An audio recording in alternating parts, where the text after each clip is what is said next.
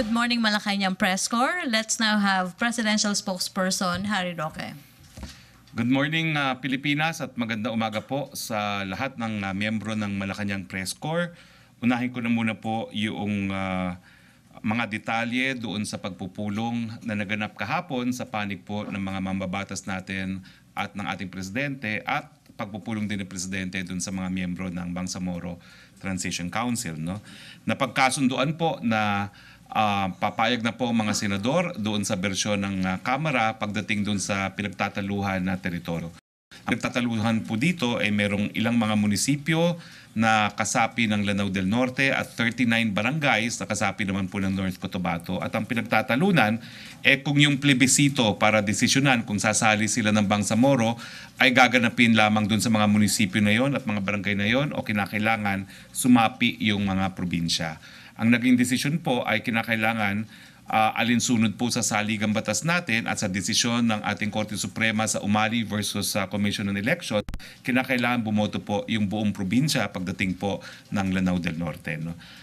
Yung kaso po ng Umali versus Comelec, ang issue po doon, yung conversion ng Cabanatuan City into a highly urbanized city. Ang tanong doon, kung ang boboto lamang ay mga taga-Cabanatuan o kinakailangan bumoto ang lahat ng taga-probinsya ng Nueva Ecija, ang desisyon ng ating Korte Suprema, kinakailangan bumoto yung buong probinsya ng Nueva Ecija.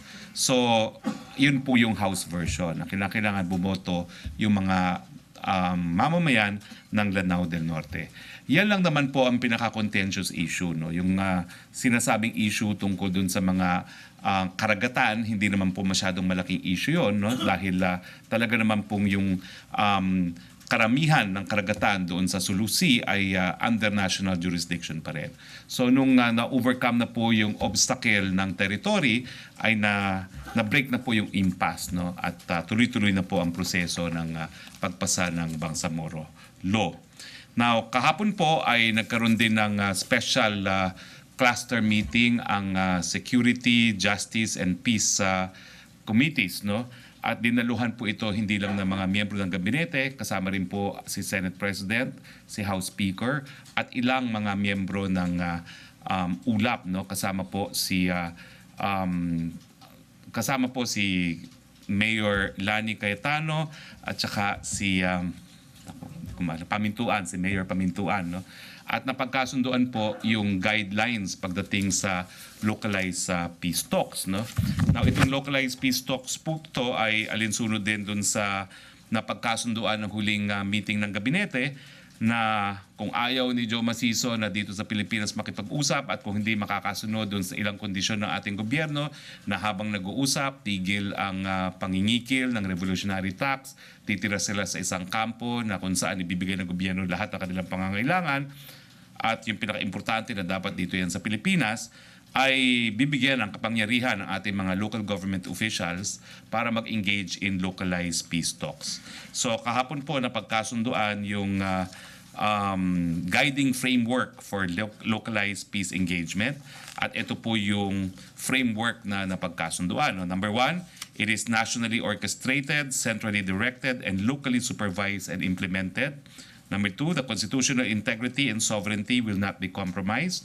Number 3, complete and genuine resolution of the local armed conflict. It shall cover the NPAs, organs of political power, and militia ng bayan. Number 4, if there is a ceasefire, the constitutional mandate of the state to protect public safety, civilian welfare, critical infrastructure, and private properties, and the guarantee of rule of law and order will not be compromised at all times. Number 5, government goodwill, full amnesty package based on disarmament, demobilization, rehabilitation, and reintegration to the mainstream of society. Number 6, the necessary enabling environment set by the President for the formal local talks to proceed are local venue, no coalition government, or power sharing, no revolutionary taxes, extortion, arson, and violent activities, and the fighters to remain in their pre-designated encampment areas. Number 7, the substantive agenda will be based on the medium-term Philippine Development Plan and Philippine Development Program 2040. So, napagkasunduan din po na magkakaroon ng 4 na klaseng localized peace talks. localized peace talks, kasama po ang third party. Yung localized peace talks will be between the local peace channel and the local fighters, kumbaga, leadership. Tapos community dialogue, informal open communication line and liaison network to facilitate peace package. Social media exploitation, community pressure on the fighters to participate in the local peace process. And then, meron ding local peace package, a direct availment of the GRP Peace Initiative intended to provide reintegration and mainstreaming support without going through process of peace negotiation. And number 4, confidential dialogue undertaken to a combatant armed group who desires to lie low without open documentation and will not avail of the peace package program.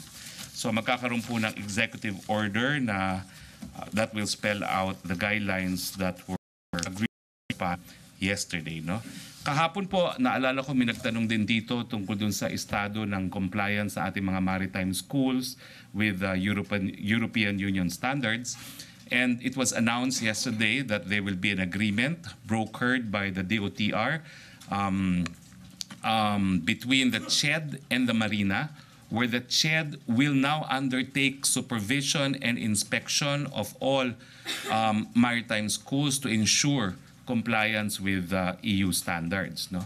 At dahil nga po sa importansya ng bagay nito, dahil tayo pa rin ang pinakamaraming mga Pilipino na nagtatrabaho bilang seamen, no? Ang presidente na po mismo ang nagsusupervise ng compliance, no, ng ating mga maritime schools, no? At tinatarget po natin na mamimit natin ang mga deadlines dahil ang deadlines naman na nakasaad ay magsumiti ng mga plano natin kung paano tayo magko-comply doon sa mga requirements ng European Union, no? Now, good news, yung ating amelioration ng train na ibibigay po ng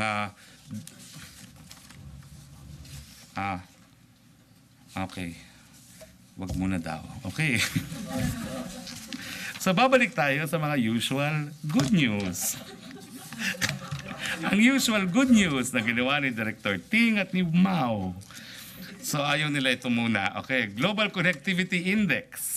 Okay, ayon po sa Global Connectivity Index published by Huawei, ang Philippines daw po ay 57 out of 79 countries in ICT infrastructure and digital transformation. The report also noted the country reached a 35-point score which upgrades the country's status from adapter from a starter country. In addition, it highlighted the improvements in the country's 4G coverage, computer household accessibility, smartphone usage, and the government's investment on data center and cloud migration. Ang Panglao Airport po, 90.14% complete already, no? Ito po yung ating kauna-unahang Eco Airport. It is expected to be fully completed by August, and it can accommodate up to 2 million passengers in its opening years.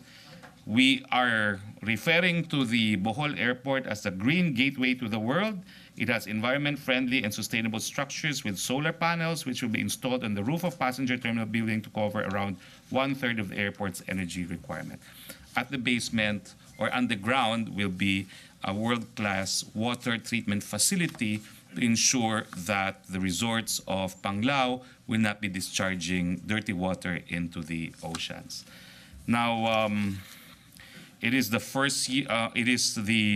second anniversary of our win in the arbitration before the Permanent Court of Arbitration, and we assure the public that on the second year of the anniversary, we will continue to assert what is ours while we move on with our bilateral relations with China. Okay, questions? MPC questions? Rose Novinario. Thank you.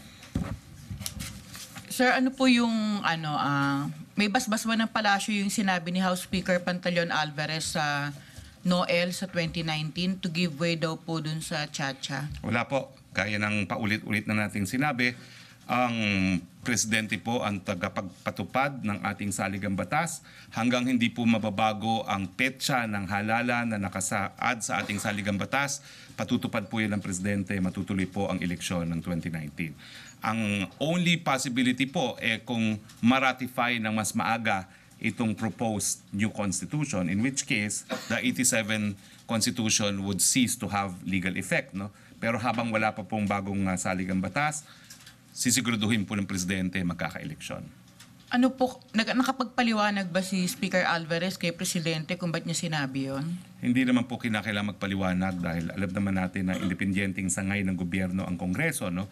At alam din naman siguro ng ating mga mambabatas ang obligasyon ng ang presidente ay tagapagpatupad po ng saligang batas at ng ating mga batas. Sir, tingin ng palasyo makakahakot ito ng iba yung parang galit laban sa administrasyon dahil considering na kaalyado ng Malacañang si Speaker Alvarez. Hindi po, dahil ang desisyon naman kung itutuloy hindi, nasa ehekutibo. Thank you. Ina Andolong. Sir, just how optimistic po ba ang Malacañang that the ratification of the new charter may happen next year when some senators are saying that it's still not a priority for them now? Well, in terms of optimism, we remain optimistic, no?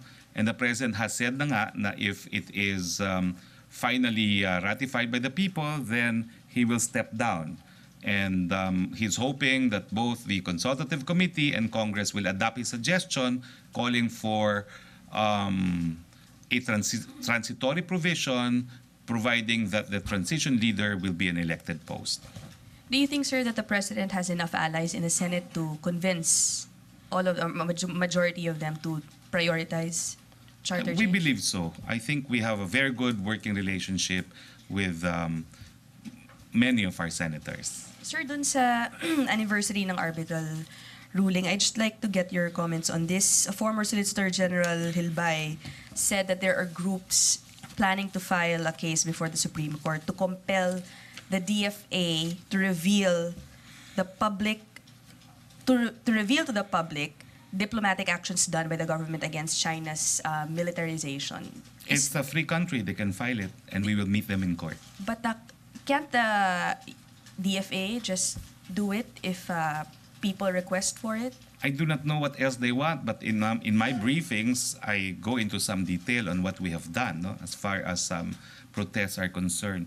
I have said that we are discussing this in the bilateral mechanism that we have in China, which also has the effect of a protest. The President has publicly protested in some instances. And I know of formal protests filed directly with the embassy upon express direction of the President. No? So we have said all these. We're not hiding what we have been doing to protect our sovereignty and sovereign rights in the disputed areas of the West Philippine Sea. And Mr. Hilbay also said that there's betrayal of public trust daw po ang non-action ng government sa aggression ng China. He should file impeachment if he wants. He's welcome. It's a free country. Joseph Morong. Sir, would you care to comment on the tarpaulins that were posted this morning, I think, announcing that the Philippines is a province of China? What do you think of it? I don't think I should even comment. We don't even know who hung those tarpaulins. Yeah, the theory. No, I mean, it's absurd, and I'm sure it's the enemies of our government behind it. So, to them, try again. You need a better gimmick than that. Who are these enemies of the I government? don't know, but certainly we have nothing to gain by hanging those tarpaulins. All right. Do you think there's truth to that, though? The message? Certainly not. Okay, because? Because we continue to assert our sovereignty and sovereign rights. But we have decided to move on issues which are non-controversial because we know that the final resolution, particularly on the issue of sovereignty on the disputed islands, will take many, many, many, many years to resolve since this was not the subject of the arbitral ruling that we won 2 years ago. Well, thank you. Pia Gutierrez. Okay na. Questions? Nestor Corrales. Sir, good morning. Former Foreign Affairs Secretary Albert Del Rosario earlier this morning said that the government continues to be a willing victim of China and an abettor to Beijing because we refused to enforce the Hague ruling 2 years after we won the landmark case. Number one, that's his view. Number two, I don't know what makes him an authority to give that view. Number three, I'm not sure what they mean by enforcing an arbitral decision because an arbitral decision is binding on parties there too. Follow-up, it China? clearly underscores the fact that some individuals, including the former Secretary of Foreign Affairs, does not fully comprehend the nature of arbitration. Follow-up? Okay, Joseph. Just picking up your point, elaboration. Why does he think? Why do you think that the former Secretary of Foreign Affairs does not fully comprehend? Because he's calling for enforcement when arbitration is clearly binding on the parties there too. And China is not, no? I don't know what you mean by that. Whether or not China will acknowledge it, China is bound by it because that's the nature of arbitration. Okay. Chopel.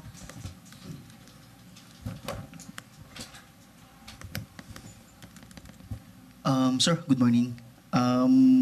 Sir, after po na ma-certified yung as urgent, yung Universal Healthcare Bill, may mga senior citizen po ako na nakausap and yung isa nga po dito is 10 years na po na retired teacher and operated po siya sa puso. At hindi po siya nakatatanggap ng pension or benefits dahil nga po sa loan niya. So nagtatanong po siya kung may pagkakataon din daw po ba na ma-certify ni Pangulong Duterte as urgent bill yung Universal Social Pension Bill para po sa lahat ng senior citizen. Tignan po natin, pero hindi kasi ako author niyan eh. Kaya hindi ko alam kung masa-certify yan. Yung Universal Healthcare kasi na-approvean ko pa yan sa Kamara August of last year and the third reading was September. And my participation was unique because I sponsored it as the primary author. I defended it. It was I who defended it, not the committee chair. No?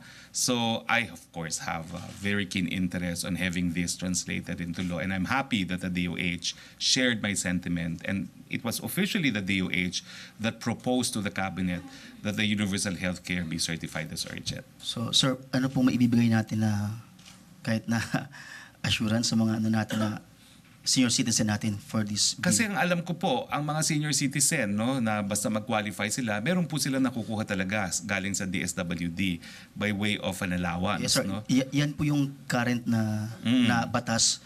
Pero hindi daw po kasi kasama dyan, sir, yung mga professionals na...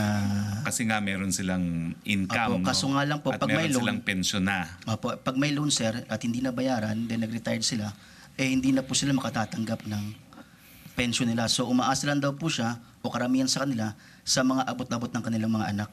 Kasi po, ang proseso ng pag-certify as urgent, normal po talaga yan. Yung line agency ang magpo-propose sa presidente. No? At magkakaroon ng justification. You will have to defend it. And when we had the Universal Healthcare Bill certified urgent, it took an hour and a half to defend it before the cabinet, because our economic managers had concerns about the funding requirements of universal healthcare, no, which we overcame. So, depende po yan sa desisyon ng DSWD whether or not they will move for its certification as urgent. Pero, because of universal healthcare, yung problema nung pong ng lola na sinasabi nyo, she will have free medical care and medicines in her old age. Covered po siya ng universal healthcare. Okay, sir. Thank you, sir. Ina Andulong.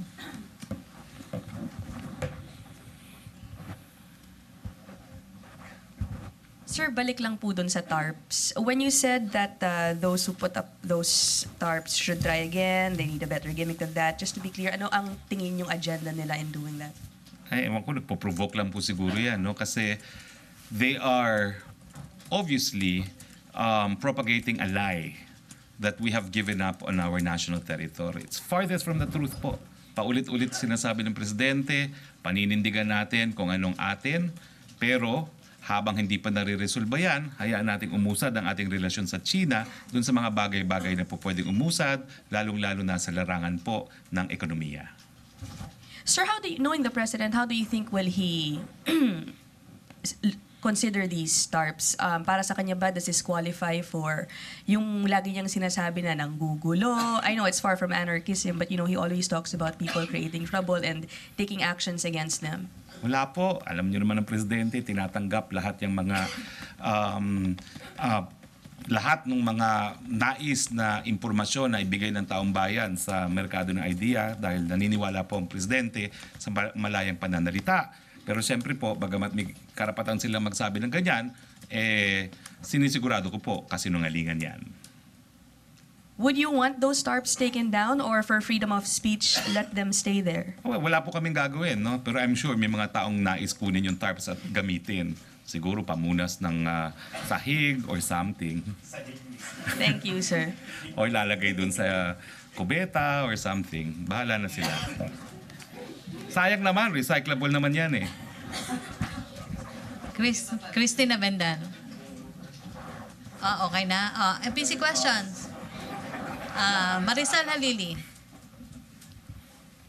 Good morning, sir. Sir, other topics. Sir, may we have your reaction on the statement of Vice President Leni Robredo saying na instead na pagtuunan ng pansin ni Presidente yung pang-insulto sa kanya, just focus on the problem on economy. This is following the President's statement of her incompetence. Una-una po, wala tayong problema sa ekonomiya. Sabi ko na nga po paulit-ulit, and it's a matter of record, na we are the second fastest growing economy in the world. Level optimism is all-time high. Manufacturing output is all-time high. May problema ng konti po siguro dahil mataas ang inflation, pero yung pagtaas po ng inflation dahil sa pagtaas ng presyo ng krudo, pagtaas ng presyo ng bigas, at yung napakadaming salapi ngayon na umiikot dahil nga doon sa buwis na hindi na binabayaran, yung tuition na hindi na binabayaran, at yung pondo na linalabas natin dahil sa build. Ang piso po humihina dahil nga sa build, napakadami nating inaangkat para sa mga proyektong ginagawa natin at karamihan po talaga dyan ay imported items. No, yun po yung dahilan kung bakit bumababa ang presyo ng piso. Pero otherwise, all economies in the world po will agree that we are a darling economy.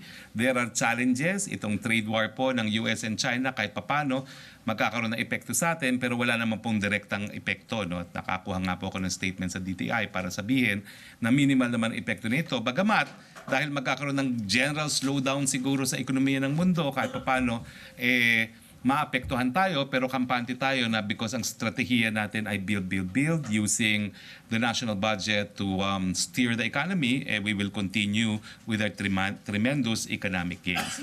So unang-una po, Madam Vice President, wala pong problema ang ekonomiya. Pangalawa po, alam ko pong nasaktan kayo, pero yung assessment po ni Presidente is an assessment of one who has served almost 30 years in an elected position in addition to his 10 years being a public prosecutor. So it's the assessment of a person who served government for about 40 years.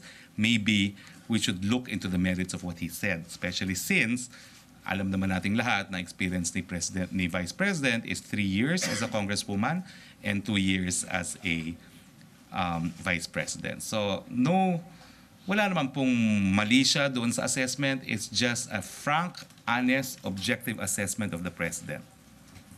Sir, Otherwise po, hindi na niya hihingin na yung transition leader should be elected if he feels that the country will be safe in the hands of the Vice President. So yun lang po yun. It's an honest assessment. Sir, can you be more specific? Like, what was the basis of the President for saying that Vice President Leni Robredo was incompetent? I cannot po, but I'm just restating the fact that the Vice President has had 5 years of government experience compared to the almost 40 years of government experience that the President has had.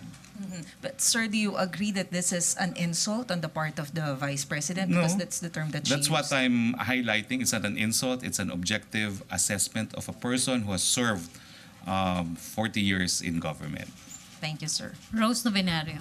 Ay sir, follow up lang po. Sir, sa interview sa inyo kahapon sa radio, sabi nyo nag-apply na para sa isang cabinet po si VP Leni, kailan lang? Opo, spokes na po ako noon, di ba po? Nagsabi siya na kinukonsidera na naman niya na maging bahagi ng gabinete ni Presidente. Spokes na po ako yun at lumabas yung question nga dito at sinagot ko nga po na walang bakante. So itong position po niya na siya'y magiging pinuno na ng oposisyon, bagong position po ito. No? Kasi the last time, at spokes na po ako yun, I've only been spokes for 7 months. No? The last time, she sent word that she's still willing to serve in the cabinet of President Duterte. Yun po yung konteksto nun. Pero wala pong particular na posisyon o pwesto Wala siyang po, nabanggit. pero naalala niyo po yun. She said that she's open anew to serve in the cabinet of President Duterte, and I had to unfortunately announce before you there is no vacancy for her. Okay, follow up. Other issue, Bombo, Raymond Tinasa.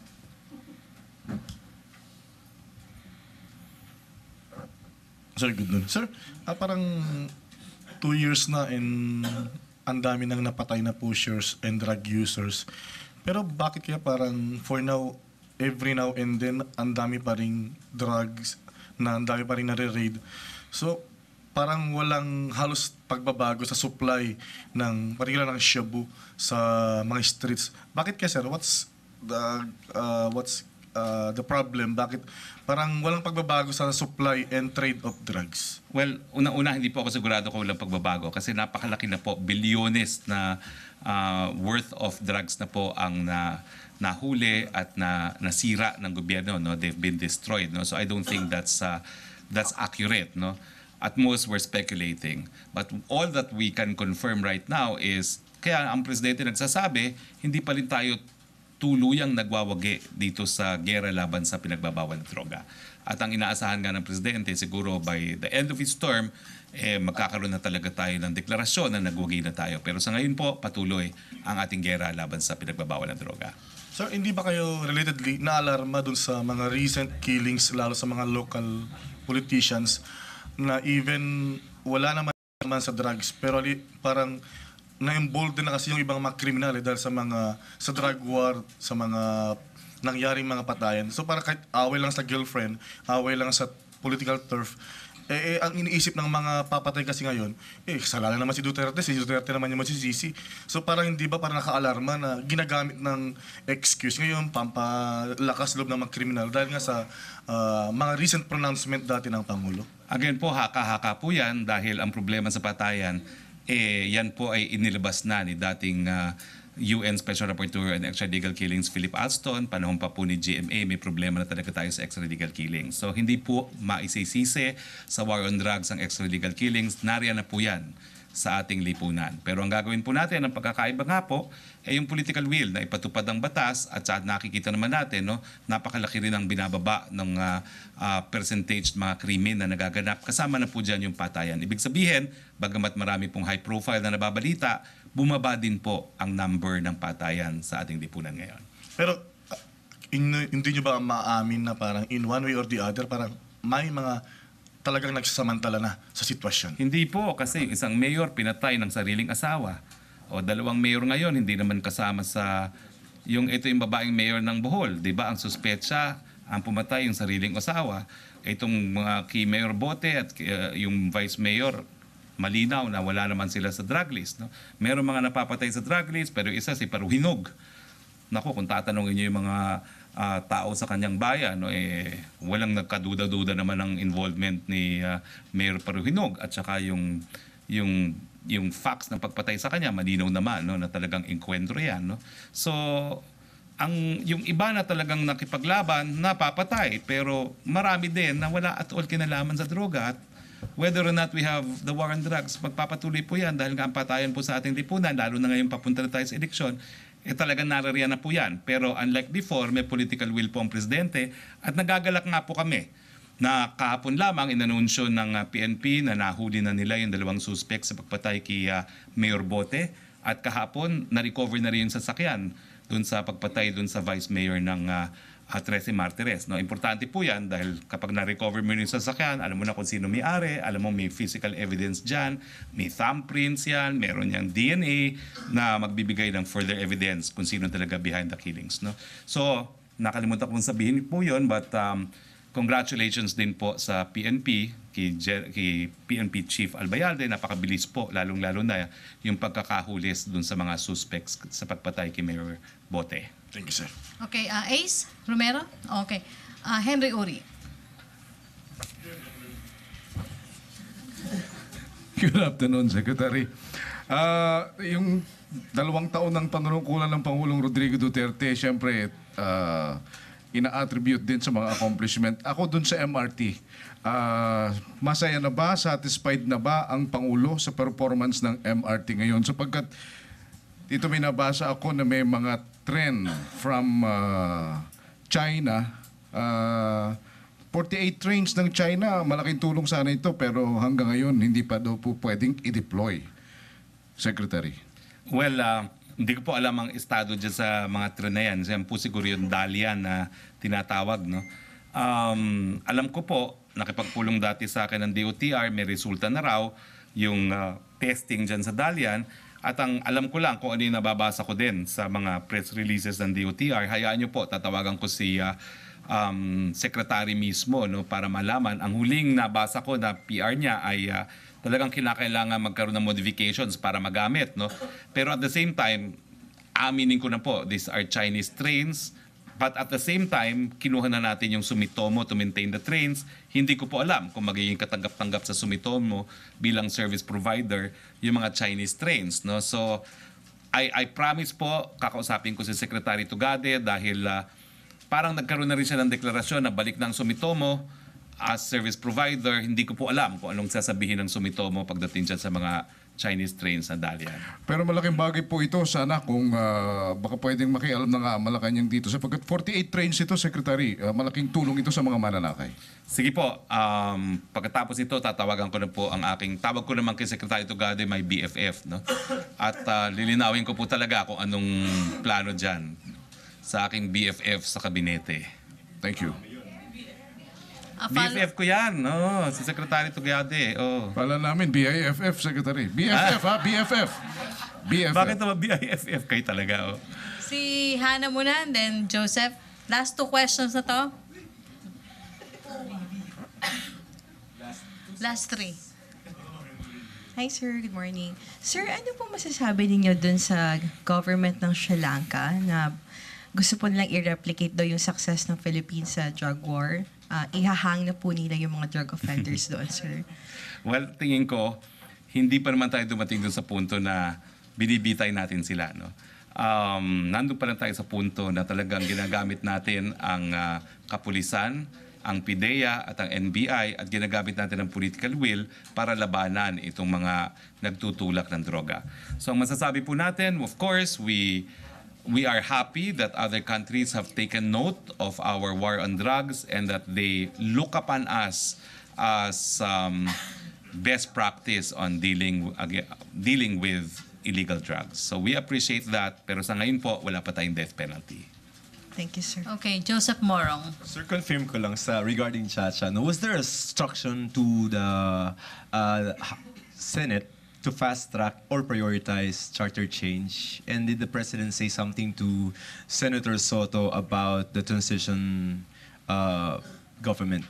Wala pa po kasi ang instruction muna niya dun sa consultative committee, baguhin muna yung transitory provision para ilagay yung nakita ng Presidente at saka niya itatransmit ito sa kaparehong kapulungan ng Kongreso. Sir, pero ano lang, sabi kasi ni Senator Soto, they had a press conference with Chief Justice Puno, no, that he said, the President said to give priority at madaliin yung charter change so he can be replaced as a transition president.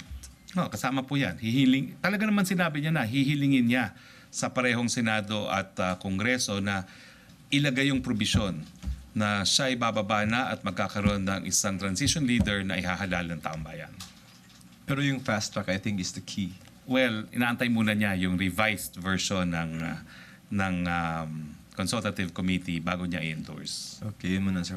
Anyway, the SONA will be there. So the SONA will be the proper venue for him to lay out his legislative priority, and I'm sure it will include charter change. Okay, last 2 questions o 3, 5. Okay. Inaandulong. Sige. Sir, COA recently released its report again on the Department of Tourism saying that mukhang meron nga daw pong conflict of interest dun sa issue nung show sa PTV4 because magkapatid nga po si Wanda Teo and si Mr. Tulfo. Has this been discussed again by the President maybe because COA apparently also wrote a letter about this to the new Tourism Secretary? Well, COA, because it is a constitutional office, also furnishes the Ombudsman. The Ombudsman takes a while, but eventually they will file. Okay? So we are confident that the Ombudsman will eventually perform and discharge its constitutional duty and charge those who are responsible if there's sufficient evidence. Gusto ba ng Pangulo, sir, na ibalik na yung pera from the Tulfo Brothers show? Well, sila naman ang nagsabi na ibabalik nila. So Malacañang is waiting for it to happen? Well, they said it, and we expect them to comply with what they said. Thank you, sir. Ace Romero. Secretary, balikan ko lang yung napatay na Vice Mayor sa Tawi-Tawi. But then, it happened even if Mindanao is under martial law. Hindi na ba dapat mas ligtas yung Mindanao from those kinds of crimes because of the military rule? Well, again po, no, hindi po natin na masasabi yan. No? Kasi mukhang political season na po talaga. At napakadaming mga political-related killings na nakakalungkot, but what the President has promised is discharge of state obligation to speedily investigate, prosecute, and punish the perpetrators of these killings. Pero sunod-sunod, Secretary, Sunod-sunod because it's high profile. But if you look at the statistics, the number of homicides have actually declined. So, marami lang kasing prominente na natatarget, no? Pero yung statistics na binigay po sa amin ng PNP, no, for related period, I think binasa ko yan sa Good News, o kung hindi po, sa susunod na linggo, babasahin ko yung statistics, no? If I'm not mistaken, yung tinatawag nilang court crimes, yun ba yung tawag nila? Ha? Yung crime index ay bumaba, which includes homicide and murders, no? Bumaba by 25%. Anyway, I will get that, and on Monday or on the next press briefing, I will use it. meron ba mga bagong hakbang na gagawin given these successive assassinations? Well, ang bagong hakbang po dyan is si General Albayalde na napakabilis mag-imbestiga. Yung pagkahuli po doon sa dalawang gunmen sa bote shows the resolve of General Albayalde to discharge his duty to investigate at the soonest time possible. And again, we commend General Albayalde for this. Thank you, Secretary. Okay, last two na tayo. O, three. Rosa de Cos. Microphone, please. Dami nyo atang tanong ngayon, ha? Hi, sir. Good afternoon po. Reaction Yes. lang po. Left-leaning groups are questioning the plans of the government to borrow 1.19 trillion pesos next year. Bakit daw po kailangang umutang ng ganong kalaking halaga? First time na lumagpas sa trillion pesos. Saan gagamitin, saan uutangin? Hindi ko po alam kung saan kinuha yung figura na yan. So hindi po ako makakasagot. Kasi I cannot rely that they know what they're talking about. Dahil left-leaning nga sila. Gusto lang nila mag-ingay. No? I will check the right figure. Okay? Alright. But I cannot respond to that without verifying their claim. Okay, thank you, Rosalie. Chris, Jose? Sir, 11 days to go na lang po ay SONA na. May paghahanda na po ba ang mahal na Pangulo? Sino po yung may bihis para sa kanya? Ano po isusuot niya? May mga ideya na po kayo? Hindi ko naman alam, pati yung tatarong ko sa akin, no? Na-meet ko na yung gumagawa ng barong niya, babae, pero hindi ko maalala yung pangalan. Dati pa niya taga Davao, dati pa niyang tagagawa ng barong yun. Basta na-meet ko na siya, pero hindi ko maalala ngayon ang pangalan. I don't know if she will do it again, pero wala namang ibang kinukuha si Presidente, no? Ang alam ko lang, yung mga kababaihan, ng mga asawa ng mga kongresista, lahat sila handang-handa na. Okay? Bawal ang extravagant, but they have their ways to become elegant, no? So, let them be with their ways, okay? So, yun po. And of course, alam ko po na meron na schedule na rehearsal ang Pangulo mismo para sa kanyang State of the Nation address. Promise niya, babasahin niya. 35 minutes maximum. Thank you po. Promise niya. Joseph, last question na tayo, Joseph Morong. Sir, short lang. Yung localized peace talks, when will this start? After the EO ba? And when Oo, do you magkakaroon po ng EO. Okay. So when do you expect the EO? Hindi ko po alam. Okay, sir. BBL, with regard to territory and the House solution, no? Ang net effect ba nito, sir, is that potentially the Bangsamoro government will have less territories than ARM? No. Because, why? Because the municipalities of Lanao del Norte did not vote to join ARM. So ngayon po, hindi sila kabahagi ng ARM. Ha? No. Yung mga munisipyong yon hindi. They conducted a referendum in the entire and they did not join. So, ang suma total, kapareho rin. Hindi naman sila nabawasan. Alright, so the question will be, plebiscite time, is that, okay, yung barangays assuming want to be included in the Bangsamoro government, right? And then, the city or the municipality of which that barangay is involved, is part of, if they vote no, override yung barangay vote? Yes. Okay. Yun po yung decision ng umali.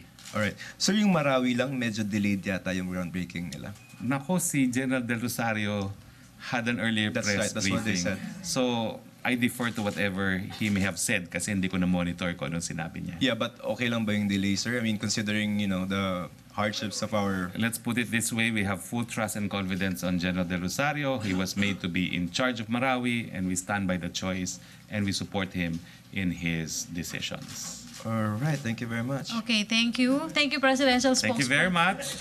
See you on Thursday. Because 16 is the Mahathir, Monday. O pagbalik niyan, ewan ko if I can come on time for the 17th, okay? So, it will be the 19th. But, I think Director Seno may conduct on the 17th under mechanisms that we will discuss, okay? Okay. Okay, maraming salamat. Malacañang Press Corps. Thank you, Presidential Spokesperson Harry Roque. Back to our main studio sa Radyo Pilipinas and People's Television Network.